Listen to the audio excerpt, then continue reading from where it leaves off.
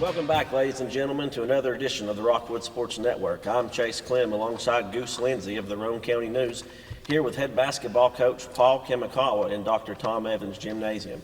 We're here today with a little bit of breaking news about the basketball coach Paul Kamikawa. Coach, you've decided to hang it up after many years of coaching. What ultimately led to this decision?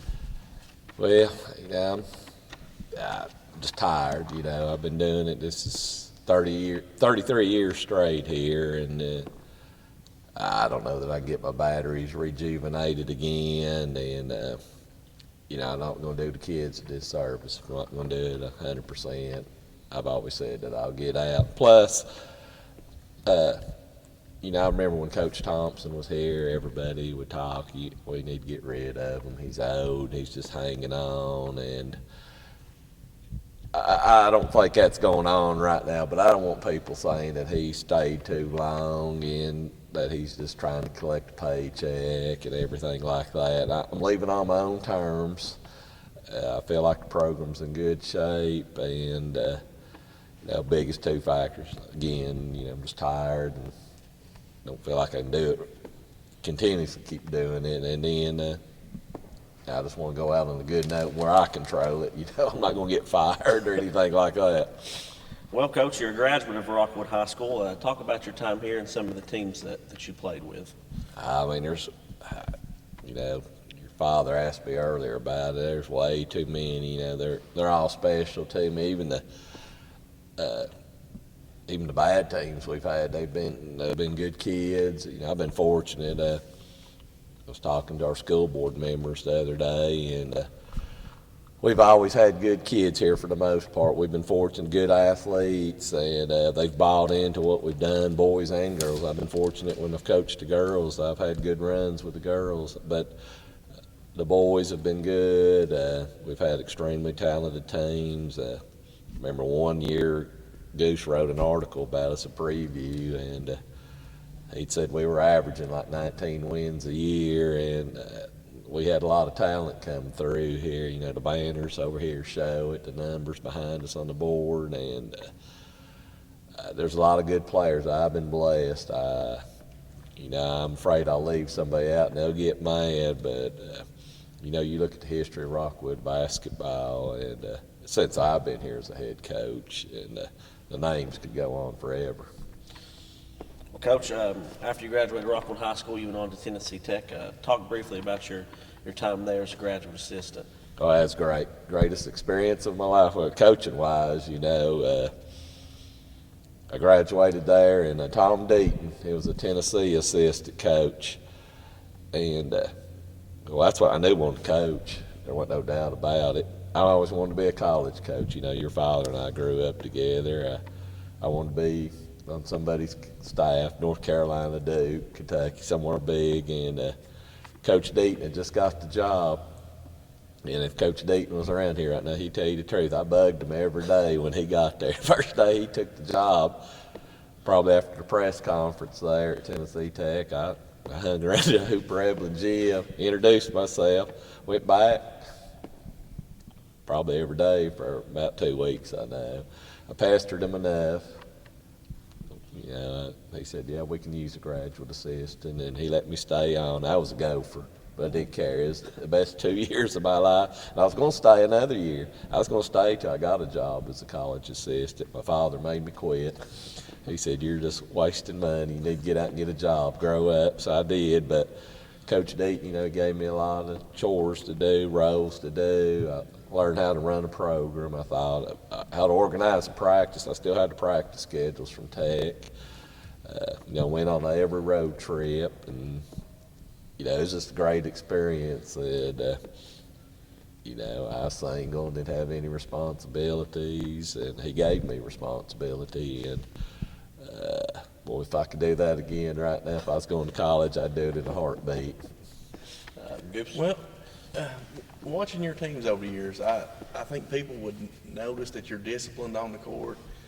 They know what plays you're going to run pretty much. I mean, you run the same system, it seemed like, for years. But where did that come from? I mean, where did the detail, you were so detail-oriented, I think people would say, opposing coaches would think that you knew their plays better than their players did. I mean, why were you so prepared? I guess go back to Coach Deaton. I learned all that stuff from him, and you get a scouting report, and it's just like it is nowadays. It had everybody on their tendencies. They were a little bit more detailed. We didn't even have computers back then. We had those old computers that had the punch cards. You remember those and everything like that. It put the cards in a big old machine, and they fed out a program for you. But just learning there.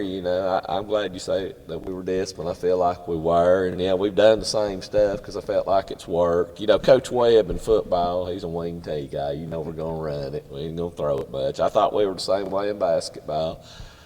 We were gonna ball screen you and get it inside to our post. We were always inside out. I thought we were good defensively.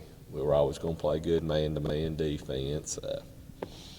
And I think we did know the other team's plays. Case Miller, who played for us this year, senior, he was out at Ratchet's one night, clubhouse eating. He was eating with the Midway players, and made me feel good because they said, hey, y'all know our plays better than we do. You were calling them out, Case. He said, yeah. Well, how you know our plays? He said, well, we get a scout report on you, and we got it on film, too. It's on our phones. He sends us clips of your stuff. So, yeah, we know your stuff pretty good. And I appreciate you saying that because I felt like we did pay attention to detail, probably too much. Well, let me ask you, because I know other coaches hated playing Rockwood because you knew them so well. Who were some of the coaches you hated going up against? Hated going against. I don't mean to disparage any coach. I hated coaches that didn't do that, couldn't tell what they were doing. I mean, I'm not going to call nobody's names out, but, like a new coach, I had no idea. Like Coach Doy get Grace last year. That was his first year. Had no idea, have no clue, have no feel for him. Coach Shannon at Harriman this year, have no idea. I know who the kids are, but I don't have a feel, and I felt like I was unprepared. We played them two more times, and you start getting a feel for people. Most terrified I was this year. We played Tellico here in the play-in game in the district tournament. They had an interim coach. Coach Cooper was on suspension, so Coach Harrell takes over. Don't know anything he's going to do. I got film on him, but that doesn't mean he's going to do it against Rockwood. And those were the kind of people that gave me the most trouble. I don't think it bothered their kids as much, but I think they knew in their mind I really didn't know a lot about them because of the coaches, because they were new. But, like for years, Jeff King was one of my good friends at Harriman, and I knew what Coach King's going to do. Coach Narramore. Now, Coach's hard to prepare for because Coach changes with his teams, but you got an idea what Coach's going to do. And Meigs County, people like that, you played a lot. You haven't. Joe Lane, scouting report today is probably the same as it was 10 years ago, a little bit different, but the people that I'm used to is no problem. It's new people or just somebody that doesn't run the same things. Coach, when did you take over at Rockwood as head coach, and you remember who your first win was against? Okay, your father had me look this up. I had no idea. I started here at 83, 84 as assistant to Coach Thompson, Bill Thompson.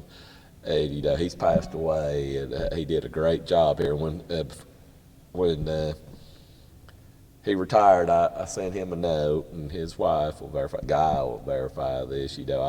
It was a privilege to serve under him, and I told him I felt like I was just a caretaker of the program because I felt like he did a lot of the groundwork and built this up. Ron Shoemake before him, coached at UTC, built this up. I felt like I was just a caretaker for what they had done, but I was assistant for Coach Thompson, 83, 84, and then 1989, we had a girls coaching change, and you don't see it happen mid-season, but boys, it did. I remember them calling me in the office. Thought I was in trouble. I'd done something, really. You know, I had some inkling that maybe they'd do a change, but I really didn't think they'd do it because it was in January. I mean, we just come back from Christmas, and they said, "Hey, we got an offer for you. We want you to be our girls' head coach." Well, that wasn't really a great offer, you know, at that time, because the girls' program was really way down. And I made a bunch of demands. I really didn't think they'd give in to any of them. I was just really bluffing to see what I could get out of the deal. And Mr. Wilson and Dean McDonald's our school board member. He's still alive. Both of them are. And boys, they caved in. They gave me every demand I asked for, every request. It wasn't a demand, it was a request. And boys, I took off there, and we just started from scratch on January, whatever date it was. We bought them practice gear, started all over, and first win was against the Coalfield girls, whatever date, I've already forgot, January 28th, 23rd or something like that. We beat them 52-50, but we took 2 butt kickings before that, and I mean, I remember that first girls team, you know, they were a great bunch of girls, and I think they knew they had somebody that cared about basketball and cared about them, and that built up to the next year. We went 7-21 that next year, but we were competitive with everybody. And then the following year, you know, that was the Christy Kofer senior year. We got to the sub-state game, played South Green over here, this old gym. So I had a feeling we were doing things right. We were in the right direction, and that's where it all started out with those girls. And, you know, they're the ones, you know, that's where you figure out that they'll do anything in the world for you. If I told them to run through that wall down there, they would have back then and never even question it. And that's when it all started many years ago. I can't even think back that long. So you were the girls' coach for X Don't ask, I have no idea. You took over the boys' job. Yes, but, you know, Bill Thompson, he retired just to become the principal, and I was fortunate. That was the year I had Cookie Williams and Scott Kimsey and Robbie Hamby and Joe Lane coach at Wartburg now. That was a tailor-made team, and I thought I was a real good coach. I understand now that many years ago they wasn't coaching, you know. It was, you got to have some people you got to have the horses. You got to have Jimmy and Joe's, and boys, we were good. That was the best year. I was coaching both. Mm-hmm. Had the sub-state game with the girls over here, won the region tournament over no gym, and made it to the semifinals of the boys tournament with the boys, with Cookie and them. We're in the state tournament if C.J. Sisson doesn't leave. You know, if he doesn't go to Kingston, we're in the state tournament. We're still probably getting there if your father remembers his name, Travis Cozart, played at UT in football. He suddenly got eligible. He'd been on suspension all year long, and then he got eligible against us in the semifinals of the region tournament at Wartburg. And we went to war, Cookie and Travis did, and we won 20 both that year, both boys and girls. And, you know, I thought that was the greatest thing since the real Coach K. But, you know, I figured it out after a long time. It wasn't me, it was the kids. Good.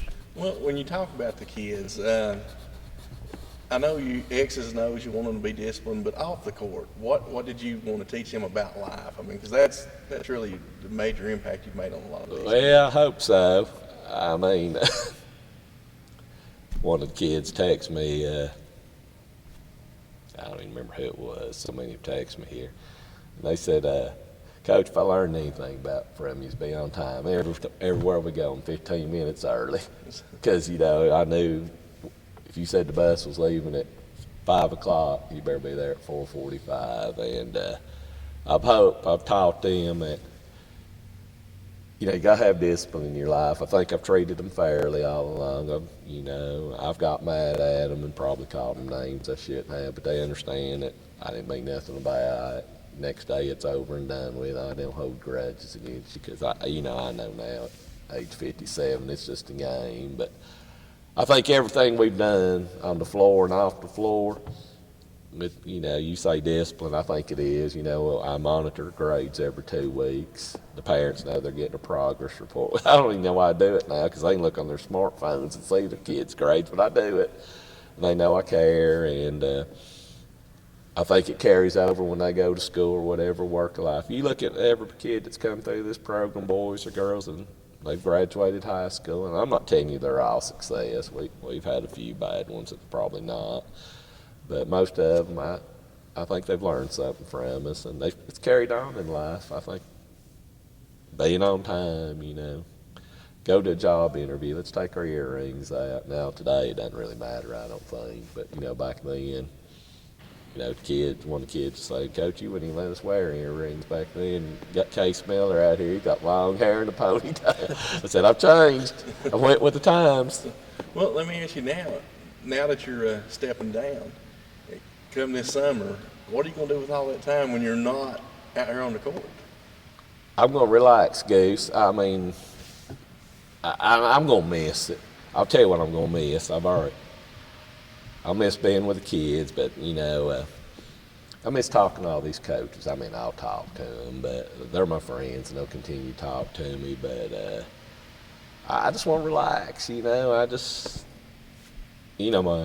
I'll be honest with you. I'm not going to tell you my wife and I are going to spend more time together, and me and Jordan are going to bond more because, we are what we are. And, my wife and my son, they don't want me to quit. And Coach Brazil, and, of course, everybody close to me, they say you're leaving too early. Well, I don't know if I am or not. I feel like I'm getting out the right time. And that was really strange because I thought if anybody'd be fired up about it, would be my wife, and I'll be honest with you, she's tried to talk me out of it for about a month. Of course, since basketball, even before that, because I told the coaches, about mid-January, I said, I think this is it. I'll take time when the season's over. When I told Christy that, well, she just laughed it off at mid-January. She thought I was depressed or something, but I wasn't because we were having a good year, enjoyed the kids. But I don't know. Colton Aramore asked me the same thing. He said, what are you going to do? I said, I don't know, just relax. He said, you going to go around and watch everybody else play? I said, no, I am not. I'll watch Rockwood play. I'll still be here. I'll watch Rockwood play. And I don't really know. Joe Lane said, I'm worried about you. You're a basketball junkie. He said, that's all you've done all your life, and now you're going to quit cold turkey. He said, I'm afraid you're going to be like Dallas. Dallas is back coaching now. Mike Hayes, maybe, I don't know. And I read right now, talking to you on what is March 29th, 30th, I don't think I'll be like that, but, I think once I give it up, I'll just, I like watching TV. I like to read and go to movies. I don't know. I just want to relax. Coach, you talk about some of the numbers and the banners behind us. 2004, you went to the state tournament. Talk about that year. If you don't care, talk about some of the players that were on that team. That was a long year. I mean, it's a great year. Don't take that the wrong way, but the pressure was on us. It's sort of hard to enjoy. I can enjoy it now, but that team was supposed to get to the state tournament. Mm-hmm. I was the only one that could have screwed it up. Every game we played, it wasn't pressure because it was a basketball game, but I felt like I was letting people down if we didn't get there. We were extremely talented. I guess you were here during that time. I mean, we ran 2 teams out there. Mm-hmm. That second team became the starters next year and got to the sub-state game. So, Thomas Davis, he played. It's at Wartburg as a middle school coach. Jacob Richardson, one of my favorites, he was bought in day one. He did all the dirty work there. We had DJ Allen. We had Brian Reed and Bryson Pryor. That was probably our start five. You know, that crew came up through middle school. You remember them? And when they were coming up, they were the greatest thing since sliced bread till this next crew came through. You remember them? And then that bench was great. We'd bring Corey Payne and Ellery Harvest off the bench, and Jamie Hackler and people like that. And you know, we were just extremely talented, and people we played that year, I think that was the hardest thing for them to deal with. We just kept running bodies at them, and when it came crunch time, they'd played together for so long, they knew what we were doing. It was an extremely good ball team. You know, we beat Cosby down here. I think everybody remembers the Cosby game because the floor got wet. It was so hot out here. It was one of those fluke nights, you know. It was hot outside, it was raining, and the floor started sweating. It seemed like it was a 70-degree yes, today. Remember, it's just like it happened this year in the district tournament. People were at Robin Wampler's out here, and I remember him down here in the sand wiping up the floor. It wasn't doing no good, and I was worried we wouldn't finish. Then we won that sub-state game here against Hancock County, and then we went to state tournament, played CPA, who'd been ranked number one all year long. You know, I think we were ahead at the end of the first quarter, if I'm correct, but it was like 23-19, and I said, boys, we're on too fast a pace because we're not going to score 80 tonight. But, you know, that was a great year and a great run, and, you know, everybody remembers it because we did go to the state tournament. But, you know, people don't realize, I think that team the year before was better because we had Preston Gallahar. And if Stephen Dennis doesn't tear his cartilage in his knee in January, that team's in the state tournament. I don't care if we play at home or on the road in the sub-state game. Stephen Dennis doesn't go down. We're playing. I firmly believe that today. If I die tomorrow, I'll go to my grave knowing that because Stephen was a real basketball player. Him and Preston, those were two go-getters in that class. And we never, you know, we just couldn't overcome not having Stephen around. And that team was better than the team that went to the state tournament because you throw Preston Gallahar out on the floor, you know, Preston's one of those special guys. They were all good, but Preston's a special one. And you put a bunch of good ones as a special guy, you got something going, and we did that year. Yes. Well, you know, you talked about the game down here where the floor had got wet. Is there any other games that just stick out in your head, maybe from how well you played or something strange might have happened in the crowds? Or? Yes. Best game ever played in this gym. Richard Pickle won the state title that year. You were probably, I don't know if you were covering. Oh, you weren't here yet. Jermaine Copeland, Centric Holmes, Shane Hall, Tilly, Brent Tilly, Tom Tilly's son, Mark Boyd, state champions. We beat them. Don't know how in the crap we beat them. Did not have any, we did not match up with them anywhere post-wise. Coach Anders, Julian Anders, is our assistant coach now. Garland Henley, Joe Presley, Bradbury. We found out every post we had. David Kelly, Roy Mangers. Harriman was ahead of us. They were toying with us. They were beating the crap out of us. But they couldn't handle it. They just couldn't beat us by 20. They had to beat us by 30. And that old goofy three-point line that's down there on the floor, it just baited them. They had to beat us by as bad as they could. And Jermaine and that crew started shooting threes like they were going out of style. Every time I see Jermaine, I ask him first question, who's the last county team to beat you that year? You were, Coach. I said, I just want you to remember, Jermaine. And he shakes my hand. We go about our business. And they couldn't beat us by 20 and be happy and go to the house. They had to hammer us and put the nail in the coffin. Well, they started missing, and we just got hot. Kevin Curbo was our point guard. Kevin Curbo was 5'5", 5'6" at best, but he could handle the ball. One of the best point guards we've had here. Didn't turn it over. They couldn't get it from him. For some reason, I think the game went overtime. But we beat them down here. Wayne Everett called me that night.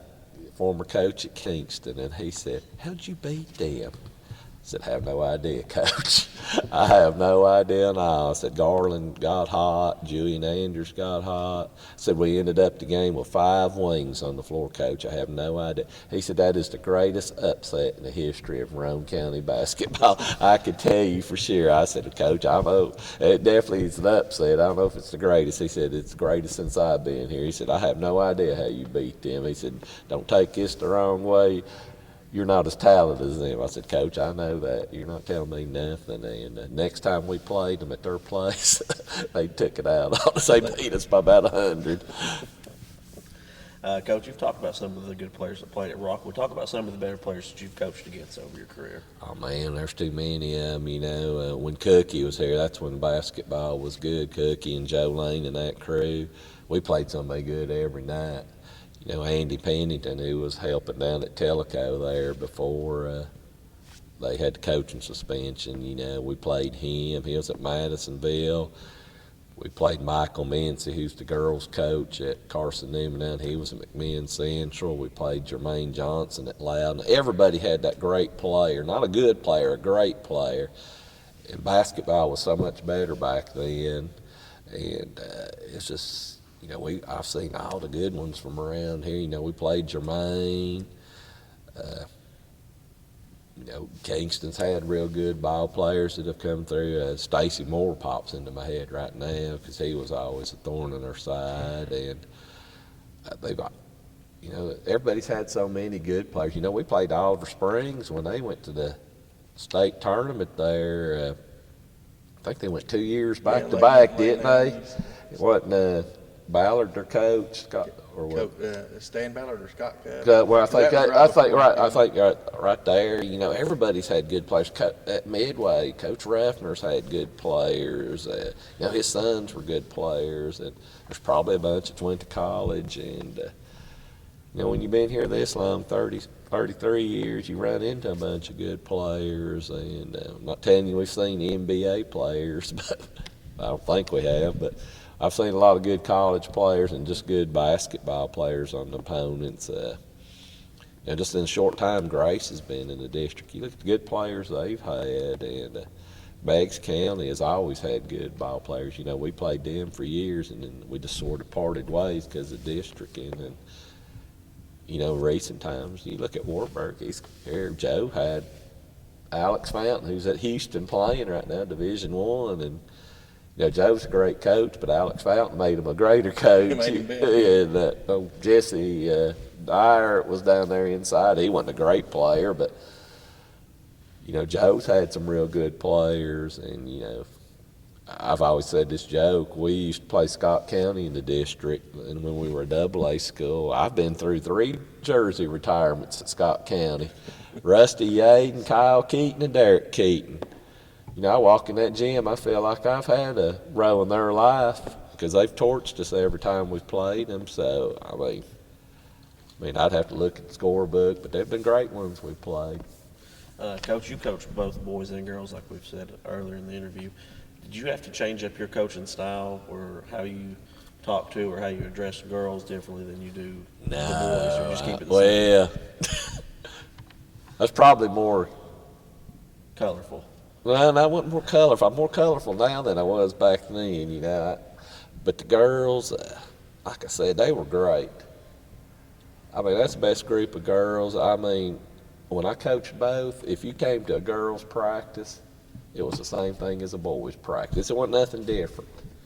It was exactly the same. They never questioned anything. I mean, yeah, I probably can't say words that I use at boys' practice today. You know, I could say words at girls' practice, and I don't think I did that a lot. But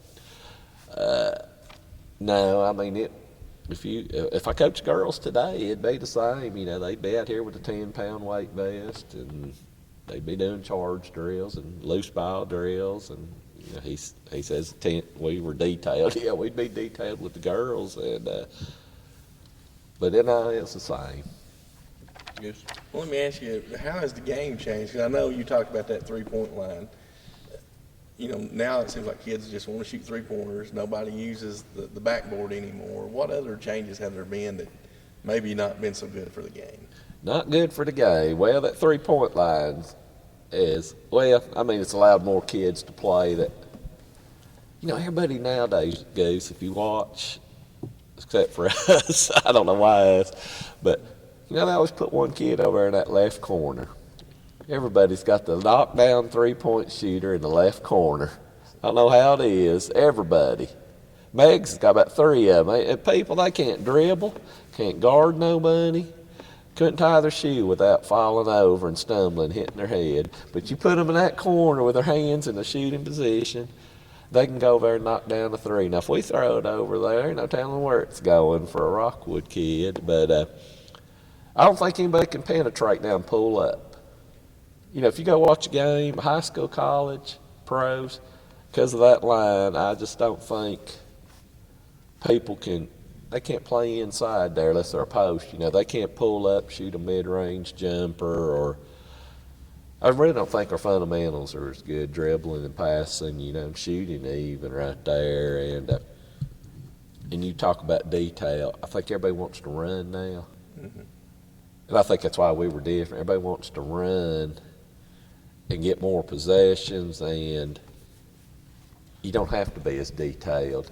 I think Joe would tell you, I don't think he worries as much offensively what they do because he knows he's going to get more possessions than you. So I don't think people are. I know they're not more structured. They're not. We run set plays. You say we've been running since day one. We have. That's like Coach Jones from Harriman when he was coaching there. When I call out staggered stack Seattle for somebody, Malcolm, it was always for Malcolm. He's like, I know what you're doing, the kids know what you're doing, but we still can't stop it. And I just don't think they're not as structured as we are. We're probably too structured. We're 180 degrees the other way. We don't have that happy medium, and I think people just want to go up and down the floor now and make it chaotic. Yeah, I think that's like you talked about the left-hand corner. You see a lot of offenses where you have a 4 out, and you stick that one shooter over in the corner, and other guys are looking to penetrate, and the game has changed, and really, I don't necessarily think it's for the better because you don't see the kids that can pull up from 10 feet and use the backboard anymore. Well, that's true, and I'll tell you what else has been bad for basketball. It's really been bad, I feel like.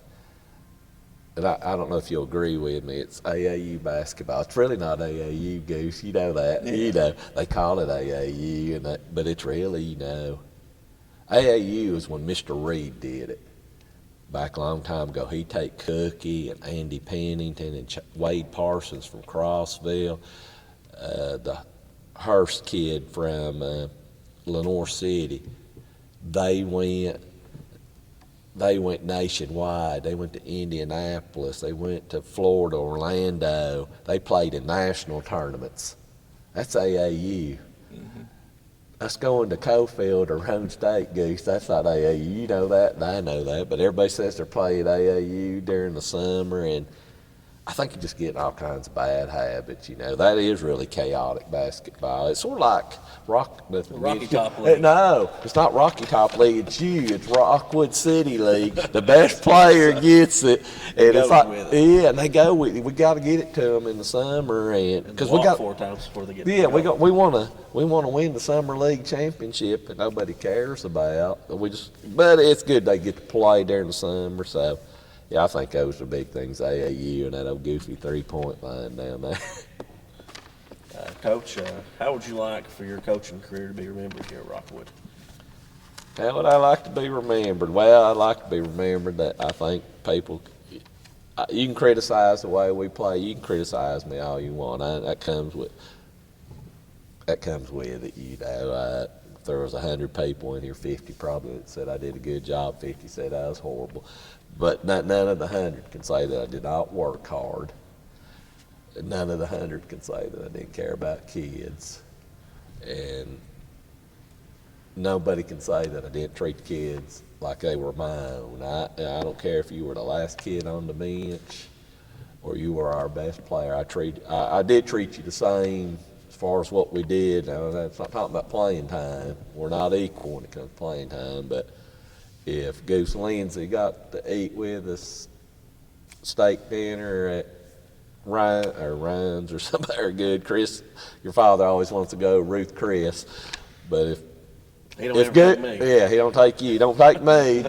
Well, boys, we have a good meal at Tennessee baseball. I'll tell you about that later.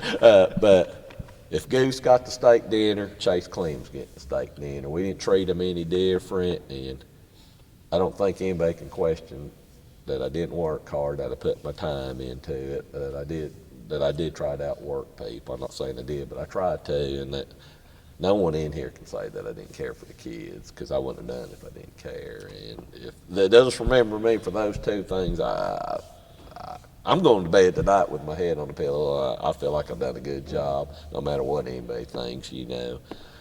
But I know in my heart that I've done a good job, and I don't need anybody to tell me that, though. Coach, you talk about buying dinners. You had a rule, and I know you didn't get technicals a lot, but if you got a technical, you bought the team dinner, correct? That's exactly right. How many times you think over your career have you bought dinner? Not many. Not a whole lot. Not a whole lot. I guarantee you I haven't got a technical in a long, long time. Now, we got one this year. It was my fault, but that wasn't the kind of technical, you know. That was a book error. That was a book error. That was my fault, because Jacob Wilson, he hadn't dressed out he hadn't dressed out since the Harriman tournament. He broke his nose against Hampton.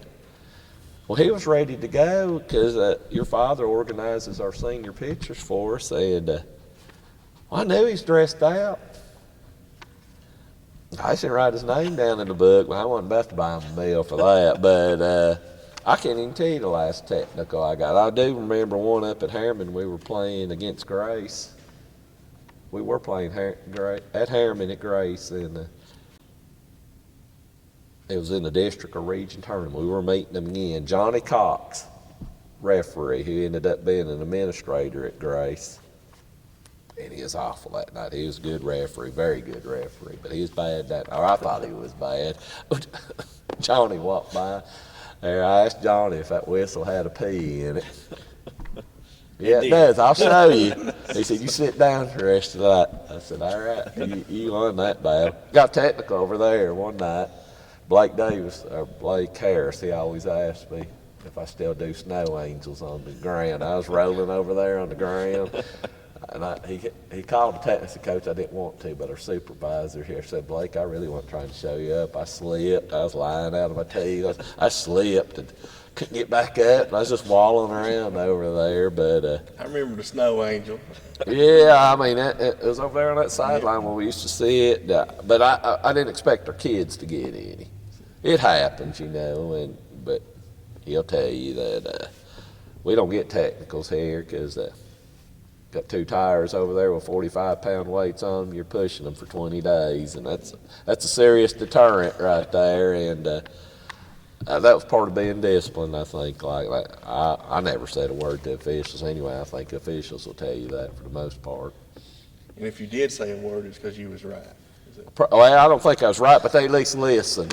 I think our officials association will tell you that, hey, he treated us with class. He never disrespected us. He never tried to show them up. And everybody asked me, you know, your father's big on it. He hated Conzo Martin because he wouldn't get a technical. I guess he hated me in a roundabout way. He's just not going to tell me to my face. And I'm just not going to say nothing to you because it ain't worth it, because I ain't going to change the call. I've never seen one change the call. But, yeah, no meals recently, in recent years, I can assure you. Well, Coach, we've talked a lot tonight about basketball. I think everybody knows you coach boys basketball. The majority of people know that you coach girls basketball. Yes. But a lot of people don't know this, and I didn't know it either until just a few minutes ago.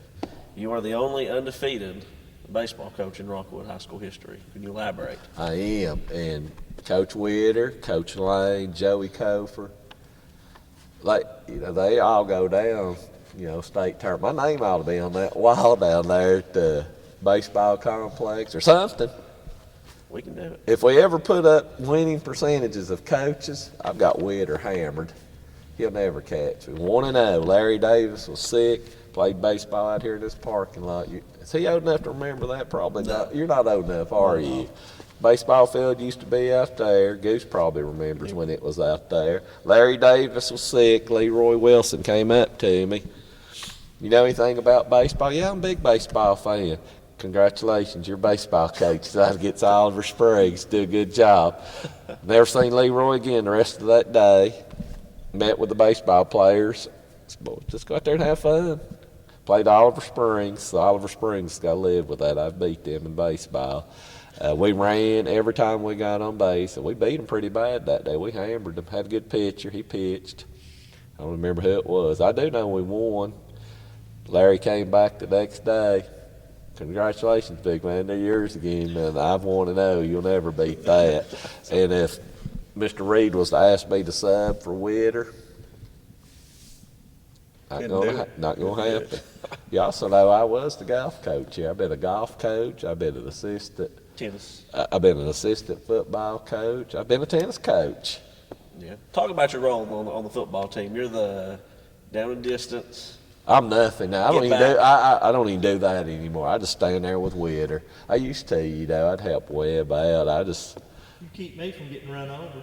Yeah, I keep your father. I say, hey, you better get back right here. It's fixing to come our way. I sit there and talk to you all morning, do. I used to, But, with Jordan coming along, I don't have time to do that. No, it's not a factor now, but I'm just down there to give Coach Webb support, me and Coach Witter. Gambrell, we're going to find us somewhere good to eat. We've had a good meal if it's a road game, you can be assured. I've had to pay, obviously, but, you ask whoever asked me what I'm going to be remembered for. You can't say I haven't been for this school. I mean, I've had a bunch of different roles here. And, Mike Hutchins from Knox Catholic told me, he said, Coach, you're a dinosaur. He said, you and me are dinosaurs. He said, nobody stays at school as long as we have. I said, yeah, you're right. And somebody asked me if I'd coach somewhere else. Nah, I probably would, because there's not many people looking for a 57-year-old Asian American to come help them coach basketball. Well, Coach, the Asian American, everybody knows you have a distinct voice. I can call somebody and they might not know it's Chase Clem, but if Coach K calls, they know it's Coach K. I wonder why that is. I call in the food every night, but they know it's me. That's interesting.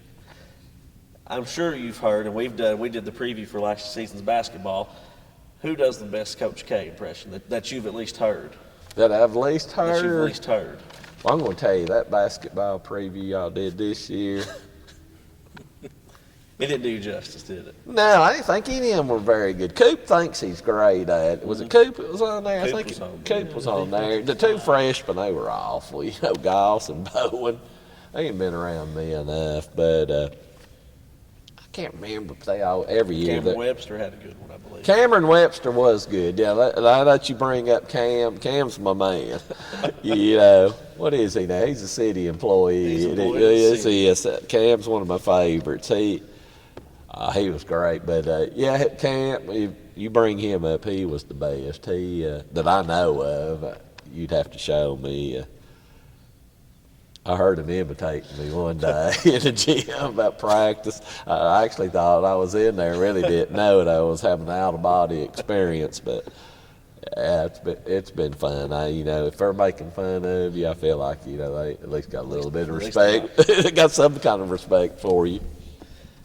Goose, got anything? No, well, I do have one thing. Do you have your Dadgummit t-shirt? Yes, I have one. It's stored away forever. That'll be one of my momentums for coaching, because these two have always been good supporting me. They do anything, especially him. I can't thank all the people that have supported me. Got the best school board members in America.